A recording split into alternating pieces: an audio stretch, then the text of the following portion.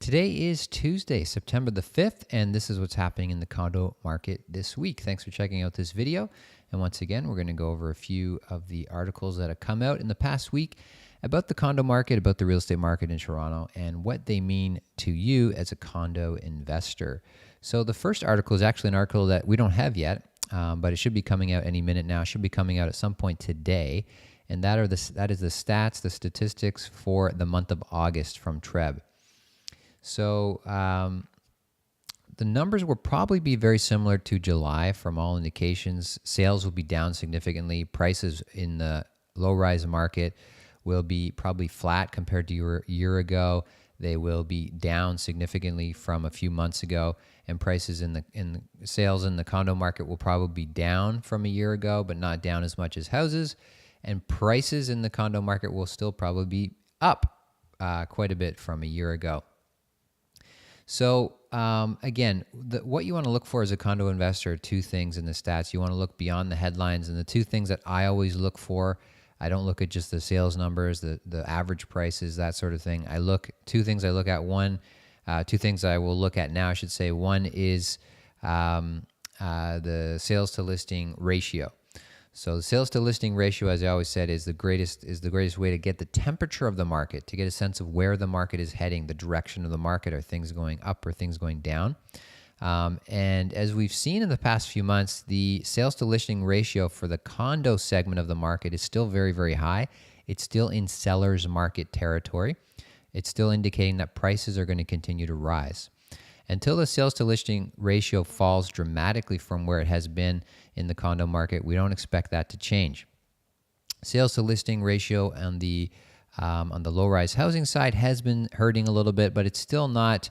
It's still sort of borderline buyer's market territory. It's not indicating any kind of a major worrisome trend where prices will fall significantly, which is why I've continued to believe that this sort of slump that we're in is temporary.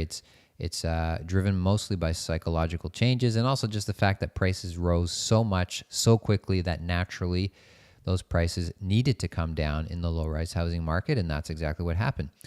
More of a return to normal as opposed to a bear market, a slumping market, a market where prices are going to be falling for a prolonged period of time.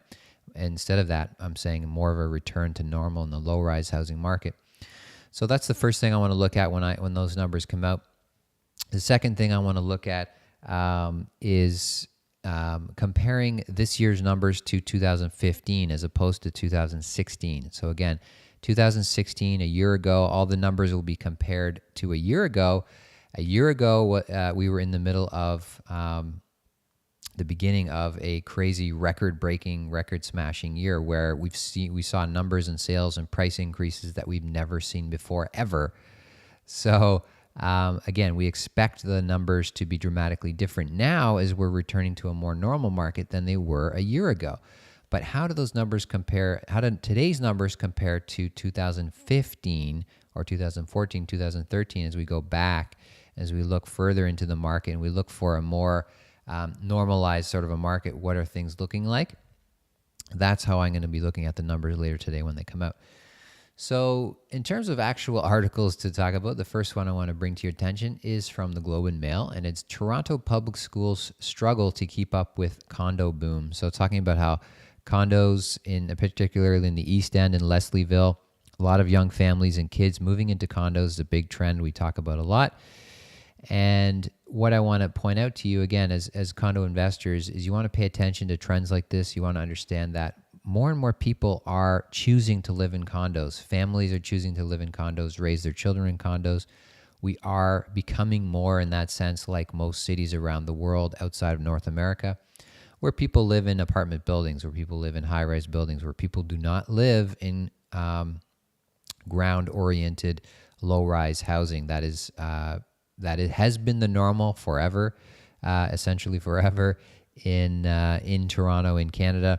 But we are starting to see that trend move away from that as low-rise housing prices have gotten completely out of reach for most families. And as quite frankly, a big reason is just people prefer to live in condos, and people want to live in that condo lifestyle. They want to live in an urban neighborhood with amenities and everything close by, including schools. And so a lot of schools in the central core of Toronto, as a result of this, are actually filling up. And whereas 10 years ago, schools were closing and emptying, and you couldn't find enough kids to go there, so they're shutting them down. Now we're starting to see the pendulum swinging back the other way, and too many kids are filling up certain schools in certain areas. And obviously those are great areas to start thinking about buying and adding 2-bedroom units, 3-bedroom units into your portfolio as an investor. Next article is from Toronto Stories. It says Margaret Atwood pens a NIMBY's tale. So it's obviously a takeoff on Margaret Atwood, the famous author's book, A Handmaid's Tale. But I don't know if you've been following this or not, and if you're on Twitter, it's been a big thing on Twitter in the past week. Big conversations started by Margaret Atwood coming out. She lives in the Annex, and she was opposing a new condo development that was coming out, that was proposed to come out on Davenport Road, nearby where she lives, and many other famous Torontonians live, including members of the Eaton family and the Weston family from Loblaws, and obviously Eaton's fame, and Margaret Atwood and others. One of Toronto's most established neighborhoods, obviously, the Annex. And I just wanted to, the conversation back and forth from an urban planning perspective is interesting, but from an investor perspective, I just want to bring this to your attention and point out to you the huge, huge resistance that condo developers are continuing to face. And it's just a growing resistance, it seems, in certain areas of the city, in certain established neighborhoods of the city, to build condos, to build high-rise buildings.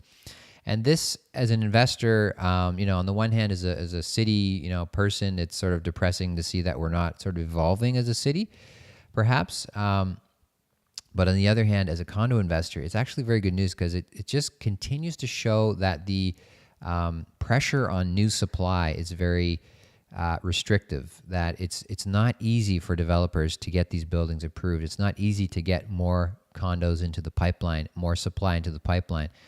And this is just going to continue to be a struggle, and it's becoming more and more difficult. The costs are becoming more and more onerous for builders from a development levies perspective and so on. So, this is just an 8-story building. We're not talking about a 50-story building. It's an 8-story building on a road where there's already an 8-story building approved right across the street. So, again, just to say that supply is very restricted, and we'll continue to see that trend in the future, which is good news for us as condo investors, but also points to, again, higher prices of condos in the future, higher rents in the future, and just a more in-demand city to live in, especially in the downtown core. The next article is from Bloomberg, and this one is Why Bother with Stocks in Vancouver's Relentless Housing Market? So it's talking about Vancouver, but it could also apply to Toronto as well. Talking about the rise of, the ever-rising Vancouver real estate house prices and condo prices. Again, just a reminder, they implemented their foreign buyer tax a year before us, and their market slowed down for several months after that happened, and now things are right back to where they were. And again, we're probably going to see a similar trend here in Toronto after a few more months of letting the dust settle on our foreign buyer tax. So the article is talking about comparing stocks, investing in stocks in the market versus investing in real estate. It's talking about one mortgage broker, Dustin Woodhouse, who in 2012 decided to liquidate his RSPs and traditional sort of investments and put them all into real estate, and how everyone told him it was crazy. And now he's obviously made a fantastic decision, and his investments have done very, very well. And this is how he's building his portfolio of properties. He wants to have 10 properties for his retirement. He's in his mid-40s. He wants to retirement sort of mid-60s. He's thinking this is his retirement plan. This is his pension. This is what's going to be his income later in life. And I wanted to point this out to you again, just for having the mindset. You want to have the long-term investor mindset.